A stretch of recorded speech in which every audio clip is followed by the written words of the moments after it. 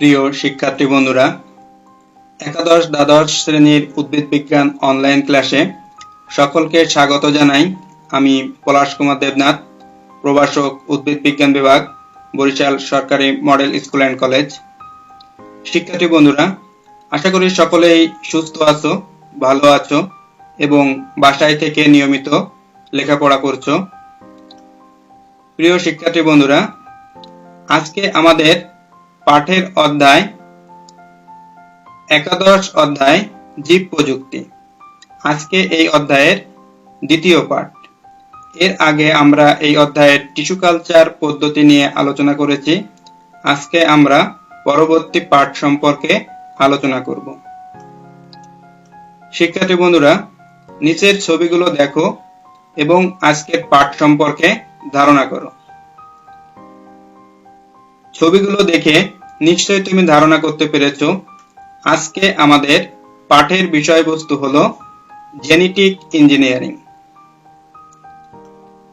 এই পাঠ শেষে শিক্ষার্থীরা জেনেটিক ইঞ্জিনিয়ারিং সম্পর্কে ধারণা লাভ করবে, রিকম্বিনেন্ট ডিএনএ তৈরির ধাপসমূহ বর্ণনা করতে পারবে, প্লাজমিড সম্পর্কে ব্যাখ্যা করতে পারবে, রেস্ট্রিকশন এনজাইম সম্পর্কে ব্যাখ্যা করতে পারবে। প্রিয় শিক্ষার্থী বন্ধুরা, প্রথমেই আমরা জেনে নিই জেনেটিক ইঞ্জিনিয়ারিং কি। শিক্ষার্থী বন্ধুরা, একটি উদাহরণের সাহায্যে বিষয়টি ব্যাখ্যা করা যাক। মনে করো একটি আম গাছের আম খুব আকারে বড় কিন্তু টক স্বাদযুক্ত, পাশাপাশি অন্য একটি আম গাছের আম খুব ছোট কিন্তু মিষ্টি স্বাদযুক্ত। তাহলে এই যে দুই প্রকার আম, এই দুই প্রকার আমের গ্রহণযোগ্যতায় কিন্তু আমাদের কাছে কম। কিন্তু আমটি যদি বড় এবং মিষ্টি স্বাদযুক্ত হয় তাহলে সেক্ষেত্রে ওই আমের গ্রহণযোগ্যতা আমাদের কাছে অনেক বেড়ে যাবে। তো এক্ষেত্রে এই মিষ্টি স্বাদযুক্ত বড় আম তৈরি করার জন্য আমরা যে প্রক্রিয়াটি অবলম্বন করতে পারি সেটি হলো জেনেটিক ইঞ্জিনিয়ারিং। এক্ষেত্রে যে গাছটির আম বড় এবং টক স্বাদযুক্ত, সেক্ষেত্রে ওই টক স্বাদের জন্য দায়ী যে জিন সেটিকে ওখান থেকে অপসারণ করে ওই স্থানে অর্থাৎ ওই ডিএনএতে যদি মিষ্টি স্বাদের জন্য দায়ী জিনটি ওখানে স্থাপন করা যায় তাহলে প্রাপ্ত উদ্ভিদটি থেকে বা প্রাপ্ত আম গাছটি থেকে আমরা যে আম পাবো সেটি আকারে বড় হবে এবং মিষ্টি স্বাদযুক্ত হবে। তাহলে জেনেটিক ইঞ্জিনিয়ারিংকে আমরা এভাবে সংজ্ঞায়িত করতে পারি। কোনো জীবকোষ থেকে কোনো সুনির্দিষ্ট জিন নিয়ে অন্য কোনো জীবকোষে স্থাপন ও কর্মক্ষম করা বা নতুন বৈশিষ্ট্য সৃষ্টির জন্য কোনো জীবের ডিএনএতে পরিবর্তন ঘটানোকে জেনেটিক ইঞ্জিনিয়ারিং বা জিন প্রকৌশল বলা হয়। অর্থাৎ জেনেটিক ইঞ্জিনিয়ারিং হলো ডিএনএ জিনোম সিকোয়েন্সের পরিবর্তন ঘটানো। জেনেটিক ইঞ্জিনিয়ারিং সম্পর্কে সাধারণ তথ্য। জেনেটিক ইঞ্জিনিয়ারিং এর মাধ্যমে ডিএনএ অণুর কাঙ্ক্ষিত অংশ ব্যাকটেরিয়া থেকে মানুষে, উদ্ভিদ থেকে প্রাণীতে, প্রাণী থেকে উদ্ভিদে স্থানান্তর করা সম্ভব হয়েছে। আর এই জেনেটিক ইঞ্জিনিয়ারিং এর ফলে যে ধরনের জীব সৃষ্টি হয় তাকে বলা হয় জিএমও বা জিইও বা ট্রান্সজেনিক। এখানে জিএমও কথার অর্থ হচ্ছে জেনেটিক্যালি মডিফাইড অর্গানিজম, জিইও এর অর্থ হলো জেনেটিক্যালি ইঞ্জিনিয়ার্ড অর্গানিজম।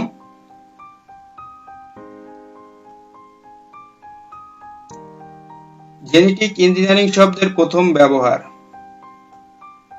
বিজ্ঞানী জ্যাক উইলিয়ামসন 1951 সালে সর্বপ্রথম তার বিখ্যাত পুস্তক ড্রাগনস আইল্যান্ডে এই জেনেটিক ইঞ্জিনিয়ারিং শব্দটি প্রথম ব্যবহার করেন। রিকম্বিনেন্ট ডিএনএ কি? রিকম্বিনেশন কথার অর্থ হচ্ছে পুনর্বিন্যাস। তোমরা জানো ডিএনএ তে নির্দিষ্ট জিনগুলো পরপর সজ্জিত অবস্থায় থাকে। সেক্ষেত্রে ওই ডিএনএ থেকে কোনো নির্দিষ্ট জিন বহনকারী ডিএনএর খণ্ড সেটিকে ওখান থেকে অপসারণ বা ওটিকে অপসারণ করে ওখানে আবার নতুন ডিএনএ খণ্ড যুক্ত করা, এইসব প্রক্রিয়াই হচ্ছে রিকম্বিনেন্ট ডিএনএ। তাহলে আমরা এখানে বলতে পারি একটি জীবের কোষ থেকে কোনো কাঙ্ক্ষিত ডিএনএ কে রেস্ট্রিকশন এনজাইমের সাহায্যে কেটে অন্য কোষের ডিএনএর সাথে সংযুক্ত করার ফলে যে নতুন ডিএনএ উৎপন্ন হয় তাকে রিকম্বিনেন্ট ডিএনএ বলা হয়। আর এই রিকম্বিনেন্ট ডিএনএ তৈরির যে প্রক্রিয়া সেটি হলো recombinant DNA technology. Genetic engineering এর জন্য যে পদ্ধতি বা টেকনোলজি প্রয়োগ করা হয় তাকে বলা হয় রিকম্বিনেন্ট ডিএনএ টেকনোলজি। প্লাজমিড কি? শিক্ষার্থী বন্ধুরা, জেনেটিক ইঞ্জিনিয়ারিং এর প্রধান দুটি হাতিয়ার, সেটি একটি হলো প্লাজমিড এবং অন্যটি হলো রেস্ট্রিকশন এনজাইম। তাই এই প্লাজমিড এবং রেস্ট্রিকশন এনজাইম সম্পর্কে একটু ভালোভাবে জেনে নিতে হবে। প্রথমে আমরা এখানে প্লাজমিড সম্পর্কে জেনে নিই। প্লাজমিড কি? প্লাজমিড হচ্ছে জেনেটিক ইঞ্জিনিয়ারিং এর ক্ষেত্রে বাহক হিসেবে ব্যবহৃত হয়, অর্থাৎ ওই নির্দিষ্ট জিনকে একটি জীব থেকে অন্য জীবে স্থানান্তর করার জন্য যে বাহকের প্রয়োজন হয় সেই কাজটি করা হচ্ছে প্লাজমিড। এখানে লক্ষ্য করো, এটি একটি ব্যাকটেরিয়া। এই ব্যাকটেরিয়ার অভ্যন্তরে এটি হচ্ছে ব্যাকটেরিয়ার যে ক্রোমোজোম সেটি, আর এছাড়াও এর বাইরে অন্য একটি বৃত্তাকার ডিএনএ এখানে রয়েছে। এই বৃত্তাকার ডিএনএটিকেই বলা হয় হচ্ছে প্লাজমিড। সাধারণত এটি ব্যাকটেরিয়া, তারপর ছত্রাক, এমনকি উদ্ভিদ কোষেও এটি থাকতে পারে। তাহলে প্লাজমিড সম্পর্কে আমরা এখানে বলতে পারি ক্রোমোজোম বহির্ভূত বৃত্তাকার ডিএনএ অণুকে প্লাজমিড বলে। প্লাজমিড ব্যাকটেরিয়াতে প্রাকৃতিকগতভাবে এটি ব্যাকটেরিয়াতে থাকে। মূল ক্রোমোজোমের বাইরে অতিরিক্ত ক্ষুদ্রাকার ডিএনএ হিসেবে অধিকাংশ ব্যাকটেরিয়াতে প্লাজমিড থাকে। প্লাজমিডের ডিএনএ অণু স্বাধীনভাবে অনুলিপন করতে পারে। তাহলে এই হলো প্লাজমিড। প্লাজমিডের আবিষ্কার। প্লাজমিড প্রথম আবিষ্কার করেন বিজ্ঞানী ল্যাডারবার্গ। তিনি ইকোলাই অর্থাৎ এস্কেরিসিয়া কোলাইতে প্রথম ব্যাকটেরিয়া আবিষ্কার করেন। পরবর্তীতে বর্তমানে কিছু প্রকৃত কোষ বা ইউক্যারিওটিক সেলেও প্লাজমিডের সন্ধান পাওয়া গেছে। প্লাজমিডের সাধারণ বৈশিষ্ট্য। ইতিমধ্যে প্লাজমিডের কিছু বৈশিষ্ট্য সম্পর্কে জানতে পেরেছো, যেমন এটি জেনেটিক ইঞ্জিনিয়ারিং এ বাহক হিসেবে ব্যবহৃত হয়। এটি আকারে খুব ছোট, এতে অল্প কিছু সংখ্যক জিন থাকে এবং রেস্ট্রিকশন এনজাইম প্লাজমিডের নির্দিষ্ট স্থান কেটে দিতে পারে। এইরকম কিছু বৈশিষ্ট্য আমরা এখানে দেখে নেব। প্রথমে দেখো, প্লাজমিড বৃত্তাকার দ্বিসূত্রক ডিএনএ অণু। প্লাজমিড খুবই ক্ষুদ্র আকারের হয়ে থাকে। এর আণবিক ভর প্রায় 10⁶ থেকে 200 × 10⁶ ডাল্টন। এটি অল্প সংখ্যক জিন ধারণ করে। রেস্ট্রিকশন এনজাইম দ্বারা আদর্শ প্লাজমিডের নির্দিষ্ট স্থানগুলো কেটে ফেলা যায়। এরা কনজুগেশনের মাধ্যমে সহজেই অন্য ব্যাকটেরিয়াতে সঞ্চালিত হয়। কোনো প্লাজমিডের জিন বিশেষ ধরনের রাসায়নিক বস্তু সংশ্লেষ করতে পারে। এগুলো হচ্ছে প্লাজমিডের বৈশিষ্ট্য। প্লাজমিডের প্রকারভেদ সম্পর্কে আমরা জানবো। প্লাজমিড প্রধানত 3 প্রকার। প্রথমটি হচ্ছে এফ প্রাইম প্লাজমিড, তারপর আছে আর প্লাজমিড এবং কোল প্লাজমিড। আমরা এই প্রকারভেদ সম্পর্কে এখানে একটু বিস্তারিত জেনে নিব। প্রথমে এফ প্রাইম প্লাজমিড। ফার্টিলিটি শব্দ থেকে এই এফ শব্দটি এসেছে, অর্থাৎ এখানে লক্ষ্য করো যে এখানে দুটি ব্যাকটেরিয়া পরস্পর এটি কনজুগেশন নালীর মাধ্যমে যুক্ত অবস্থায় আছে এবং একটি ব্যাকটেরিয়াতে এখানে প্লাজমিড আছে, অন্যটিতে প্লাজমিড নাই। ফলে এটি হচ্ছে এফ প্লাস সেল এবং এটি হচ্ছে F minus cell. F plus সেলের প্লাজমিডটি এটি অনুলিপিত হয়ে আরেকটি প্লাজমিড সৃষ্টি করেছে, যেটি কনজুগেশন নালীর ভিতর দিয়ে অন্য ব্যাকটেরিয়াতে প্রবেশ করেছে। ফলে চূড়ান্ত পর্যায়ে দুটি ব্যাকটেরিয়ায় কিন্তু এফ প্লাস সেলে পরিণত হয়েছে। তো এই ধরনের প্লাজমিডকে বলা হয় হচ্ছে এফ প্রাইম প্লাজমিড। এসব প্লাজমিড একটি ব্যাকটেরিয়া থেকে অন্য ব্যাকটেরিয়াতে জেনেটিক উপাদান স্থানান্তরের জন্য দায়ী। এফ ও এফ প্রাইম প্লাজমিড ব্যাকটেরিয়ার দেহে পিলি তৈরি করে যা যৌন জননে সহায়তা করে। এরপর এখানে আর প্লাজমিড, আর শব্দটি এসেছে রেজিস্ট্যান্স থেকে, অর্থাৎ রেজিস্ট্যান্স প্লাজমিড। এই ধরনের প্লাজমিড গুলো নির্দিষ্ট কিছু সংখ্যক অ্যান্টিবায়োটিক প্রতিরোধ করতে পারে। যেমন এখানে R6 প্লাজমিড 6টি গুরুত্বপূর্ণ অ্যান্টিবায়োটিক প্রতিরোধ ক্ষমতা সম্পন্ন, যেমন অ্যাম্ফিলিসিন, টেট্রাসাইক্লিন, ক্যানামাইসিন জাতীয় যে অ্যান্টিবায়োটিক গুলো আছে সেগুলো প্রতিরোধ করতে সক্ষম।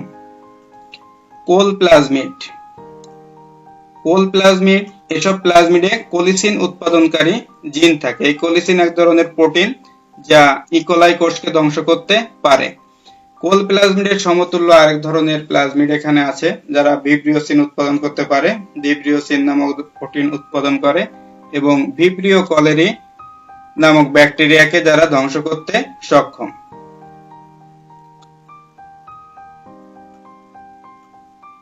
প্লাজমিডের ব্যবহার সম্পর্কে ইতিমধ্যে ধারণা লাভ করেছো। প্লাজমিড মূলত জেনেটিক ইঞ্জিনিয়ারিং এ ভেক্টর বা বাহক হিসেবে ব্যবহৃত হয়। রিকম্বিনেন্ট ডিএনএ প্রস্তুতির ধাপসমূহ ছবিটি ভালোভাবে লক্ষ্য করো। এটি হচ্ছে মানব কোষ, এটি হচ্ছে ব্যাকটেরিয়া সেল যা নির্দিষ্ট প্লাজমিড ধারণ করছে। এখন এখান থেকে রিকম্বিনেন্ট ডিএনএ তৈরি করতে হবে, সেক্ষেত্রে একটি রেস্ট্রিকশন এনজাইম এখানে ব্যবহার করা হয়েছে, ইকো-আর1। ইকো-আর1 এটি হচ্ছে কাঙ্ক্ষিত জিন ধারণকারী যে ডিএনএটি সেটি রয়েছে এই মানব কোষের ভিতরে। সেখান থেকে সেই ডিএনএ নির্দিষ্ট অংশ রেস্ট্রিকশন এনজাইমের মাধ্যমে কেটে নেওয়া হয়েছে, যেটি একটি নির্দিষ্ট সুস্পষ্ট বৈশিষ্ট্য ধারণ করতে সক্ষম। যেমন ডিএনএর এই খণ্ডটি বা এই জিনটি যে বৈশিষ্ট্যটি ধারণ করতে পারে সেটি হচ্ছে মানুষের বৃদ্ধি হরমোন উৎপাদনকারী জিন, অর্থাৎ ওই ডিএনএর এই নির্দিষ্ট অংশটি মানুষের বৃদ্ধি হরমোন উৎপাদনকারী জিন ধারণ করছে। ওই রেস্ট্রিকশন এনজাইম আবার এই যে বাহক প্লাজমিডের নির্দিষ্ট সিকোয়েন্স কেটে দিতে সক্ষম। ফলে এই যে বাহক প্লাজমিডের কাটা অংশের সাথে এখানে কাঙ্ক্ষিত জিনের কাটা অংশটি যুক্ত হবে, যেটিকে আমরা এখানে আঠালো প্রান্ত বলছি। এই আঠালো প্রান্তে আসলে এই বাহক জিন এবং কাঙ্ক্ষিত জিনের মধ্যে পরিপূরক নাইট্রোজেন বেসগুলো এখানে থাকে, যেগুলো হাইড্রোজেন বন্ধনের মাধ্যমে পুনরায় যুক্ত হয়। এক্ষেত্রে যে কাজটি সম্পন্ন করে সেটি করতে লাইগেজ এনজাইমের প্রয়োজন হয় এবং এই প্রক্রিয়াটাকে বলা হয় রিকম্বিনেশন, ডিএনএ রিকম্বিনেশন। এই ডিএনএ রিকম্বিনেশনের ফলে যে ডিএনএটি উৎপন্ন হবে সেটি হচ্ছে রিকম্বিনেন্ট ডিএনএ। রিকম্বিনেন্ট ডিএনএ এর ভিতরে ওই কাঙ্ক্ষিত জিনটি অবস্থান করবে। যেমন এখানে লক্ষ্য করো মানুষের বৃদ্ধি হরমোন উৎপাদনকারী জিন। তাহলে এই যে ভেক্টর প্লাজমিডের ভিতরে পূর্বে কিন্তু এই জিনটি ছিল না, এখন রিকম্বিনেশনের ফলে এখানে মানুষের বৃদ্ধি হরমোন উৎপাদনকারী জিনটি এখানে সংযুক্ত হয়েছে। তাহলে এটি হচ্ছে রিকম্বিনেন্ট ডিএনএ। এখন এই রিকম্বিনেন্ট ডিএনএটির সংখ্যা বৃদ্ধি করার জন্য এটিকে নির্দিষ্ট পোষক ব্যাকটেরিয়ার ভিতরে প্রবেশ করাতে হবে। এখানে এই ব্যাকটেরিয়ার ভিতরে প্রবেশ করানো হয়েছে, ফলে এখানে আমরা দেখতে পাচ্ছি ব্যাকটেরিয়ার কোষ মানুষের বৃদ্ধি হরমোন উৎপাদনকারী জিন ধারণ করছে। এখন উপযুক্ত মাধ্যমে এই ব্যাকটেরিয়াকে সংখ্যা বৃদ্ধি করতে দিলে বাইনারি ফিউশনের মাধ্যমে এটি সংখ্যা বৃদ্ধি করবে এবং যতবার সংখ্যা বৃদ্ধি করবে, যেমন 1টি থেকে 2টি, 2টি থেকে 4টি, 4টি থেকে 8টি, প্রত্যেকটি কোষের ভিতরেই এই রিকম্বিনেন্ট ডিএনএটি অবস্থান করবে এবং ওই রিকম্বিনেন্ট ডিএনএটি ওই মানুষের বৃদ্ধি হরমোন উৎপাদনকারী ওই জিনটি ধারণ করবে। তো এটি হচ্ছে এই রিকম্বিনেন্ট ডিএনএ প্রস্তুত করার যে ধাপ সমূহ এখানে সংক্ষেপে উল্লেখ করা হয়েছে। এই সম্পর্কে আমরা এখানে বিস্তারিত জানব। একটু ভিডিওর মাধ্যমে আমরা এই বিষয়টি আরেকটু পরিষ্কার ভাবে বুঝে নিই। শিক্ষার্থী বন্ধুরা লক্ষ্য করো, এটি হচ্ছে কাঙ্ক্ষিত জিন বহনকারী ডিএনএ। এই কাঙ্ক্ষিত জিএন এর অংশটি কেটে নেওয়া হলো, সেক্ষেত্রে রেস্ট্রিকশন এনজাইম এখানে কাজ করছে। এটি হচ্ছে বাহক প্লাজমিড, যেটি ব্যাকটেরিয়া কোষের ভিতরে অবস্থান করে, যেমন এখানে এস্কেরিসিয়া কোলাই কোষের ভিতরে অবস্থান করছে। এই বাহক প্লাজমিডটি ভেক্টর হিসেবে এই প্লাজমিডটিকে ব্যবহার করা হবে। তাহলে নির্দিষ্ট রেস্ট্রিকশন এনজাইম অর্থাৎ এন্ডোনিউক্লিয়াস রেস্ট্রিকশন অ্যান্টিনিউক্লিয়াস এটি ভেক্টর বা প্লাজমিডের নির্দিষ্ট অংশ কেটে দিয়েছে। এবার ডিএনএ লাইগেজ ওই পূর্বের কর্তৃত ডিএনএ খণ্ডটিকে ভেক্টরের সাথে যুক্ত করে দিবে। এরপর এটি তখন রিকম্বিনেন্ট ডিএনএ তৈরি হয়ে গেল। এটিকে সংখ্যা বৃদ্ধি করার জন্য কি করতে হবে? এটিকে ব্যাকটেরিয়া কোষের ভিতরে, পোষক ব্যাকটেরিয়া কোষের ভিতরে প্রবেশ করাতে হবে। পোষক ব্যাকটেরিয়ার ভিতরে প্রবেশ করানোর পর এটিকে একটি নির্দিষ্ট পুষ্টি মাধ্যমে রেখে এর সংখ্যা বৃদ্ধি করা হবে এবং যে অসংখ্য ব্যাকটেরিয়া কোষ সেখানে উৎপন্ন হবে, প্রত্যেকটি কোষেই কিন্তু ওই রিকম্বিনেন্ট ডিএনএটি অবস্থান করবে। তো এটি হচ্ছে এই রিকম্বিনেন্ট প্রক্রিয়ার ধাপসমূহ। তাহলে কি কি ধাপ আমরা এখানে দেখতে পেলাম? প্রথম যে কাজটি করতে হবে সেটি হচ্ছে কাঙ্ক্ষিত ডিএনএ নির্বাচন। দ্বিতীয় কাজটি হচ্ছে একটি বাহক নির্বাচন, যার মাধ্যমে কাঙ্ক্ষিত ডিএনএ খণ্ডটি স্থানান্তর করা যাবে। তারপর নির্দিষ্ট রেস্ট্রিকশন এনজাইম প্রয়োজন হবে, সেটি নির্বাচন করতে হবে। নির্দিষ্ট স্থানে ডিএনএ অণুকে ছেদন করার জন্য রেস্ট্রিকশন এনজাইম নির্বাচন। তারপর ওই যে ভেক্টর ডিএনএ এবং কাঙ্ক্ষিত ডিএনএ যুক্ত করার জন্য লাইগেজের প্রয়োজন হবে, লাইগেজ এনজাইম। ছেদনকৃত ডিএনএ খণ্ডসমূহ সংযুক্ত করার জন্য লাইগেজ এনজাইম নির্বাচন। তারপর সেটিকে একটি নির্দিষ্ট পোষক কোষে প্রবেশ করাতে হবে। তাহলে কাঙ্ক্ষিত ডিএনএ সহ বাহক ডিএনএর অনুলিপনের জন্য একটি পোষক নির্বাচন। কাঙ্ক্ষিত ডিএনএ খণ্ড সমন্বয়ে প্রস্তুতকৃত রিকম্বিনেন্ট ডিএনএ এর বহিঃপ্রকাশ মূল্যায়ন, অর্থাৎ রিকম্বিনেন্ট ডিএনএটি কাজ করছে কিনা বা সেটি ব্যাকটেরিয়ার ভিতরে অবস্থান করছে কিনা সেটি যাচাই করে দেখতে হবে এবং সর্বশেষে যদি প্রক্রিয়াটি সফল হয় সেক্ষেত্রে কাঙ্ক্ষিত উদ্ভিদ কোষে রিকম্বিনেন্ট ডিএনএ প্রবেশ করানো। এই কয়টি ধাপে আমরা রিকম্বিনেন্ট ডিএনএ তৈরির কাজটি করতে পারবো। তো এই প্রক্রিয়াগুলো সম্পর্কে আমরা বিস্তারিত জানবো। শিক্ষার্থী বন্ধুরা, ধাপসমূহ বিস্তারিত জানার আগে আমরা রেস্ট্রিকশন এনজাইম সম্পর্কে সুস্পষ্ট ধারণা লাভ করে নিব। ভিডিওটি লক্ষ্য করো, রেস্ট্রিকশন এনজাইম কিভাবে কাজ করে। এখানে দুটি টেস্ট টিউব দেখতে পাচ্ছ, একটিতে প্লাজমিড, অন্যটিতে হচ্ছে কাঙ্ক্ষিত জিন ধারণকারী ডিএনএ। প্লাজমিড যেখানে অবস্থান করছে যে টেস্ট টিউবে, সেখানে রেস্ট্রিকশন এনজাইম প্রয়োগ করার ফলে প্লাজমিডের নির্দিষ্ট রেস্ট্রিকশন সাইটগুলো কেটে যাবে। দেখতে পাচ্ছ রেস্ট্রিকশন এনজাইম প্লাজমিড ডিএনএ সাথে যুক্ত হয়েছে এবং এটি হচ্ছে রেস্ট্রিকশন সাইট। এই অংশটি এই এনজাইমটি কেটে দিবে। এই অংশটিকে কাটা স্থানটিকে তখন বলা হয় স্টিকি এন্ড বা আঠালো প্রান্ত। একই রকম ভাবে কাঙ্ক্ষিত জিনের টেস্ট টিউবেও রেস্ট্রিকশন এনজাইম প্রবেশ করানো হয় এবং সেখানে কাঙ্ক্ষিত জিনটিকে আলাদা করে দিয়েছে।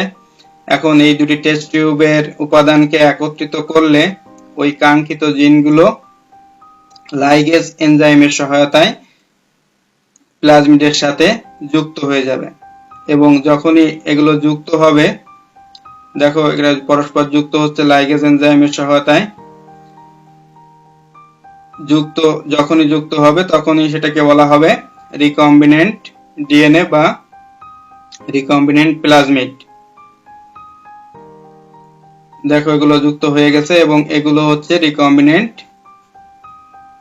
ডিএনএ। ভিডিওটির মাধ্যমে নিশ্চয়ই কিছুটা ধারণা করতে পেরেছো। এই সম্পর্কে আমরা আরো বিস্তারিত এখানে জেনে নিব। দেখো তাহলে রেস্ট্রিকশন এনজাইম কি? রেস্ট্রিকশন এনজাইম অর্থাৎ যে এনজাইম ডিএনএ এর একটি নির্দিষ্ট স্থানকে বা নির্দিষ্ট সিকোয়েন্সকে কেটে দিতে সক্ষম তাকে বলা হয় হচ্ছে রেস্ট্রিকশন এনজাইম। যে এনজাইম প্রয়োগ করে ডিএনএ অণুর সুনির্দিষ্ট একটি অংশ কেটে নেওয়া যায় ওই এনজাইমকে রেস্ট্রিকশন এনজাইম বলে। এক এক ধরনের ব্যাকটেরিয়াতে এক এক ধরনের রেস্ট্রিকশন এনজাইম অবস্থান করে এবং এগুলোর নাম কেন রেস্ট্রিকশন এনজাইম হয়েছে, এগুলো আসলে ব্যাকটেরিয়াকে ভাইরাসগুলো আক্রমণ করে এই ভাইরাসগুলোর ডিএনএ বা আরএনএ এর নির্দিষ্ট স্থান কিন্তু এই এনজাইমগুলো কেটে দিতে সক্ষম, যার কারণে এদেরকে রেস্ট্রিকশন এনজাইম বলা হয়ে থাকে। এ ধরনের এনজাইম প্রাকৃতিকভাবে ব্যাকটেরিয়া কোষে তৈরি হয়। এদের কাজ হলো ব্যাকটেরিয়াকে আক্রমণকারী ভাইরাল ডিএনএ কেটে দেওয়া। তো এটি শুধু যে ভাইরাল ডিএনএ কে কেটে দেয় তা কিন্তু নয়, যে কোনো উৎস থেকে আগত ডিএনএ এর কিন্তু রেস্ট্রিকশন সাইট গুলো কেটে দিতে সক্ষম এই রেস্ট্রিকশন এনজাইম গুলো।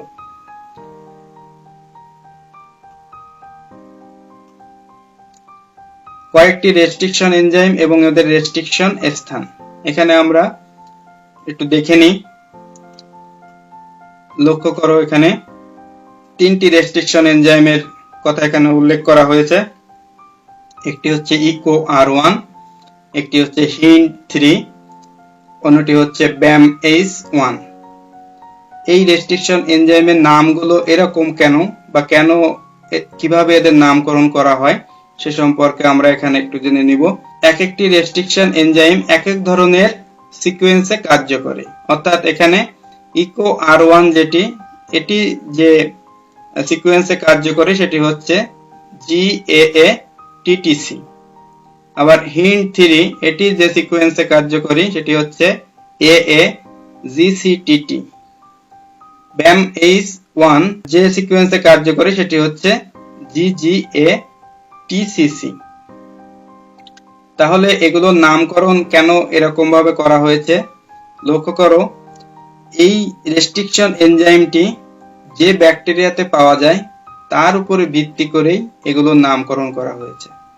প্রথমে এখানে BAMH1 এই রেস্ট্রিকশন এনজাইমটি পাওয়া যায় হচ্ছে ব্যাসিলাস অ্যামাইলোলিকুফেসিয়েন্স, এই ব্যাকটেরিয়াতে এই এনজাইমটি পাওয়া যায়। এখানে গণ হচ্ছে ব্যাসিলাস, এই গণের প্রথম অক্ষরটি এখানে নেওয়া হয়েছে, সেটি থেকে আসছে বি। অ্যামাইলোলিকুফেসিয়েন্স এটি হচ্ছে প্রজাতির অংশ, এখান থেকে দুটি অক্ষর নেওয়া হয়েছে AM। আর এই এনজাইমটি শনাক্ত করতে যে স্টেইন ব্যবহার করা হয় সেখান থেকে এসেছে H, আর 1 এসেছে এটি টাইপ থেকে, অর্থাৎ এখানে চার রেস্ট্রিকশন এনজাইমের টাইপ চারটি, 1, 2, 3 এবং 2S। এখানে এটি 1 টাইপের, যার কারণে এখানে 1 এসেছে। একই রকম ভাবে HindIII এই রেস্ট্রিকশন এনজাইমটি পাওয়া যায় হচ্ছে হেমোফিলাস ইনফ্লুয়েঞ্জা ব্যাকটেরিয়াতে। তাহলে হেমোফিলাস থেকে এসেছে H, ইনফ্লুয়েঞ্জা থেকে এসেছে IN এবং এর স্টেইন থেকে এসেছে স্টেইন, যে ধরনের স্টেইন ব্যবহার করা হয়, যে এনজাইম ব্যবহার করা হয় সেখান থেকে এসেছে B এবং এটির টাইপ হচ্ছে 3। একই রকম ভাবে এখানে EcoR1 যে এনজাইমটি, EcoR1 যে রেস্ট্রিকশন এনজাইমটি, এটি পাওয়া যায় হচ্ছে এস্কেরিশিয়া কলাইতে।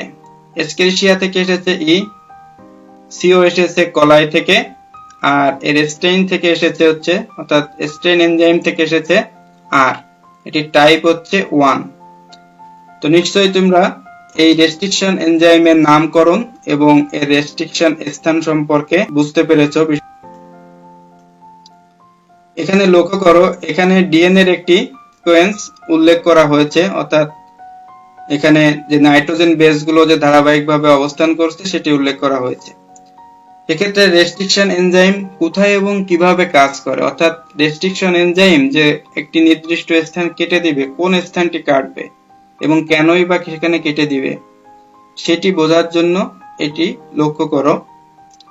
এখানে লক্ষ্য করো, এখানে যে নাইট্রোজেন বেস গুলো পরপর যুক্ত অবস্থায় আছে, সেক্ষেত্রে এই যে অংশটি এটি 5-3', এটি হচ্ছে 3-5'।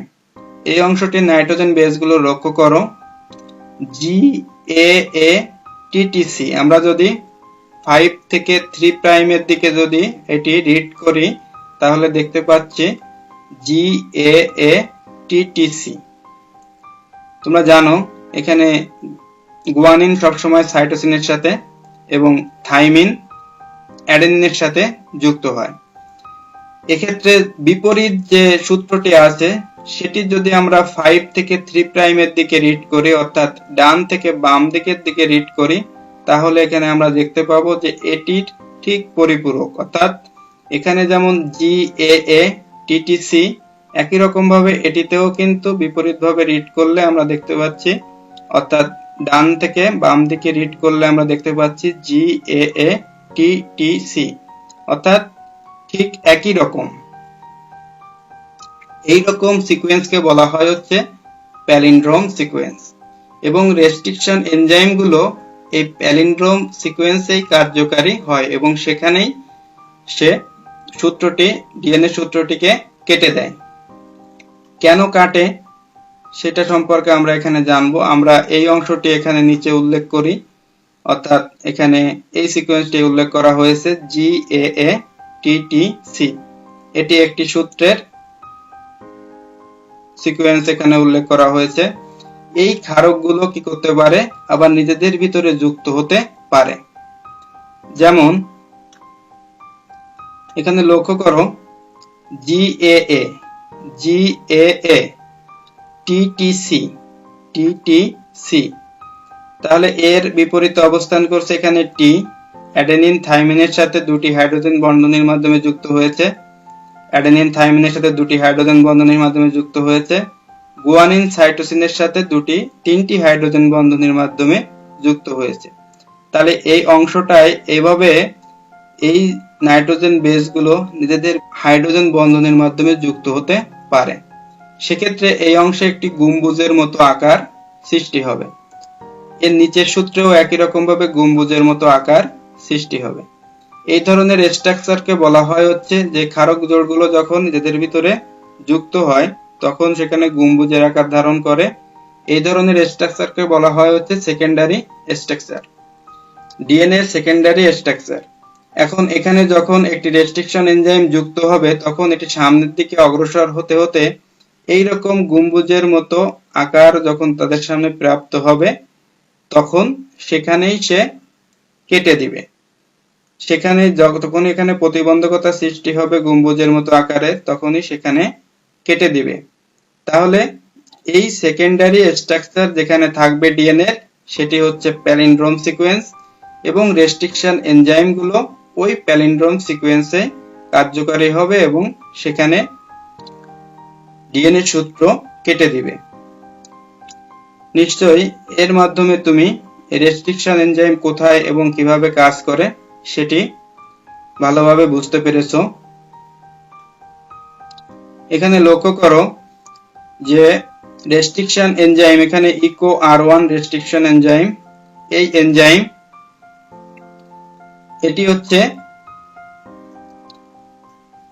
বাহক ডিএনএ অর্থাৎ ভেক্টর ডিএনএ, যেটি প্লাজমিডের ডিএনএ এটি, আর এটি হচ্ছে কাঙ্ক্ষিত জিন বহনকারী ডিএনএ। উভয় স্থানে এই ইকো R1 এর জন্য যে নির্ধারিত প্যালিন্ড্রোমিক সিকোয়েন্স সেটি হচ্ছে GAATTC। এটি বাহক ডিএনএ তেও অবস্থান করছে, আবার কাঙ্ক্ষিত জিন বহনকারী ডিএনএ তেও অবস্থান করছে। তাহলে এই ইকো R1 যদি বাহক ডিএনএ এর সাথে রাখা টেস্ট টিউবে যদি প্রয়োগ করা হয় তাহলে ওই ডিএনএ এর এই সিকোয়েন্সে কেটে দিবে। একই রকম ভাবে এটি যদি কাঙ্ক্ষিত জিন বহনকারী ডিএনএ এর যে টেস্ট টিউব সেখানে যদি প্রয়োগ করা হয় তাহলেও এই সিকোয়েন্সে সে কেটে দিবে। এই কর্তনের ফলে কি হবে, এখানে দেখো এই অংশে সে সমান্তরালভাবে কেটে দিবে, ফলে একটি সূত্রে আংশিক একসূত্রক অবস্থা সৃষ্টি হবে, যেটাকে বলা হয় হচ্ছে আঠালো প্রান্ত বা স্টিকি এন্ড। তাহলে এটি হচ্ছে বাহক ডিএনএ এর কর্তৃত স্থান। একই রকম ভাবে কাঙ্ক্ষিত জিন বহনকারী ডিএনএ এর যে অংশটি কেটে দিবে সেখানেও একটি কর্তৃত স্থান থাকবে, এবং এই যে একসূত্রক অবস্থা যেটুকু এখানে ঠিক এর পরিপূরক নাইট্রোজেন বেসগুলো থাকবে এই কাঙ্ক্ষিত ডিএনএ এর কর্তৃত্ব স্থানে। লক্ষ্য করো, ইতিমধ্যে জানতে পেরেছো এখানে থাইমিন যুক্ত হবে হচ্ছে অ্যাডেনিনের সাথে। তাহলে এখানে দেখতে পাচ্ছ থাইমিনের বিপরীতে অ্যাডেনিন রয়েছে, এখানে আরেকটা থাইমিন, তার বিরুদ্ধে অ্যাডেনিন, এখানে অ্যাডেনিন, তাহলে তার বিপরীতে পরিপূরক এখানে থাইমিন, আর এখানে আবারও অ্যাডেনিন, তাহলে এর পরিপূরক থাইমিন। অর্থাৎ এই দুটি অংশ যখন পরস্পর কাছে আসবে তখন লাইগেজ এনজাইমের সহায়তায় এই পরিপূরক কমপ্লিমেন্টারি যে অংশগুলো সেই নাইট্রোজেন বেসগুলো হাইড্রোজেন বন্ধনের মাধ্যমে পরস্পর যুক্ত হয়ে রিকম্বিনেন্ট ডিএনএ তৈরি করবে। তাহলে এই রিকম্বিনেন্ট ডিএনএ তৈরির ক্ষেত্রে এই রেস্ট্রিকশন এনজাইমের ভূমিকাটা নিশ্চয়ই ইতিমধ্যে বুঝতে পেরেছো।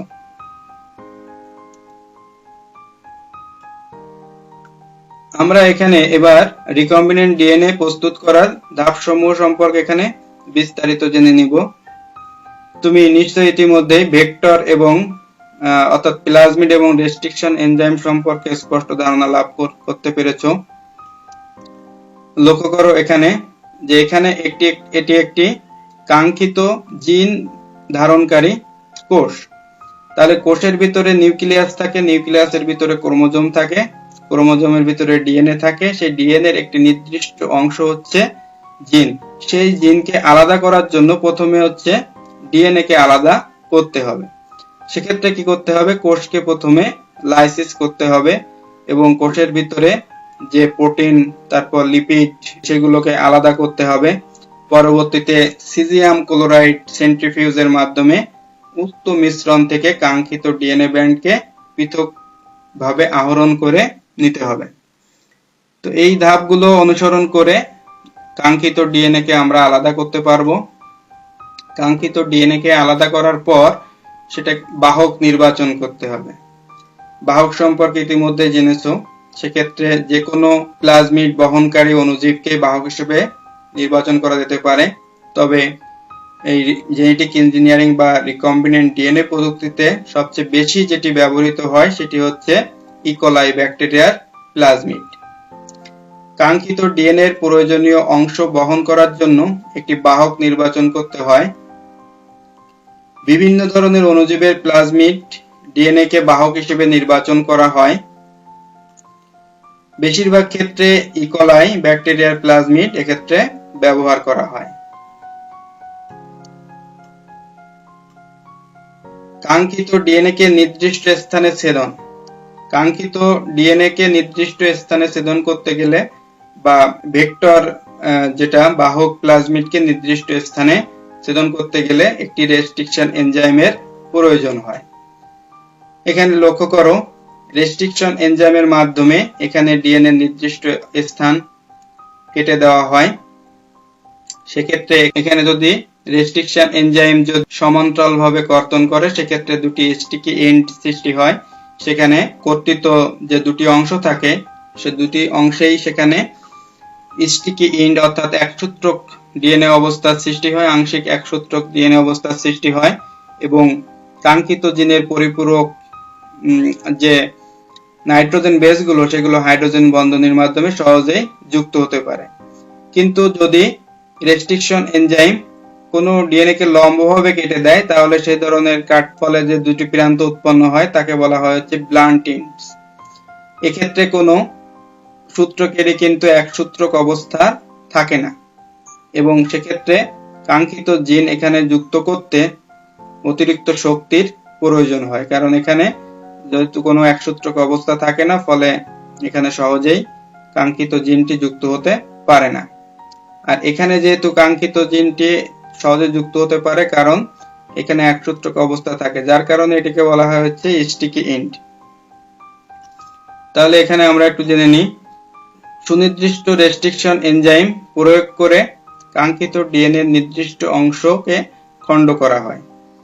একই এনজাইম প্রয়োগ করে বাহক ডিএনএ হতেও অনুরূপ অংশ খণ্ড করা হয়। অর্থাৎ এখানে কাঙ্ক্ষিত ডিএনএ থেকে কাঙ্ক্ষিত বৈশিষ্ট্য বহনকারী জিনকে আলাদা করতে যে রেস্ট্রিকশন এনজাইম ব্যবহার করা হয় বাহক বা ভেক্টরের নির্দিষ্ট অংশ কেটে নিতেও ঠিক ওই একই রেস্ট্রিকশন এনজাইম ব্যবহার করা হয়।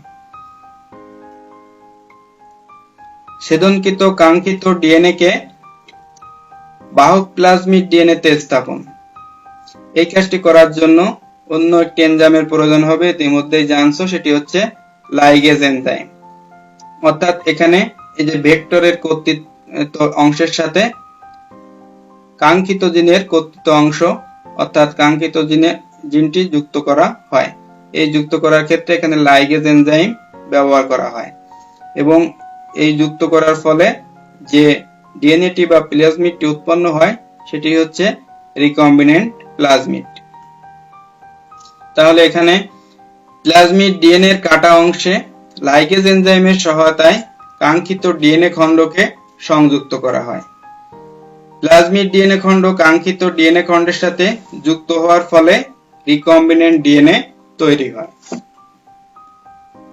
পোষক নির্বাচন ও রিকম্বিনেন্ট প্লাজমিড ডিএনএ পোষক দেহে প্রবেশ করানো। রিকম্বিনেন্ট প্লাজমিডকে পোষক ব্যাকটেরিয়া কোষে প্রবেশ করানোর জন্য যেটা বিশেষ পরিবেশ সৃষ্টি করা হয়ে থাকে সেটি হচ্ছে এখানে ক্যালসিয়াম সমৃদ্ধ করে হিট স্ট্রোকের মাধ্যমে এই পরিবেশটি সৃষ্টি করা হয়। এর ফলে কি হয়, রিকম্বিনেন্ট প্লাজমিডটি এই ব্যাকটেরিয়া কোষে প্রবেশ করে। তাছাড়াও বর্তমান সময়ে ইলেকট্রোপোরেশনের মাধ্যমেও এই রিকম্বিনেন্ট প্লাজমিডকে পোষক ব্যাকটেরিয়া কোষে প্রবেশ করানো হয়। যখনই এটি পোষক ব্যাকটেরিয়া কোষে প্রবেশ করানো হয় তখনই এই পোষক ব্যাকটেরিয়াকে বলা হয় ট্রান্সফর্ম ব্যাকটেরিয়া বা ট্রান্সফর্ম সেল। এই ধরনের ট্রান্সফর্ম সেলকে বাইনারি ফিউশনের মাধ্যমে সংখ্যা বৃদ্ধি করে এই রিকম্বিনেন্ট ডিএনএ এর সংখ্যা বৃদ্ধি করা হয়ে থাকে। লক্ষ্য করো, এখানে রিকম্বিনেন্ট ডিএনএ অণুকে কোনো পোষক ব্যাকটেরিয়ামে প্রবেশ করানো হয়। প্লাজমিড গ্রহণ করা ওই ব্যাকটেরিয়াকে বলা হয় ট্রান্সফর্মড ব্যাকটেরিয়া, অর্থাৎ এটি হচ্ছে ট্রান্সফর্ম ব্যাকটেরিয়া। পরবর্তীতে ট্রান্সফর্ম ব্যাকটেরিয়ার সংখ্যা বৃদ্ধি করে রিকম্বিনেন্ট প্লাজমিডের সংখ্যা বাড়ানো হয়।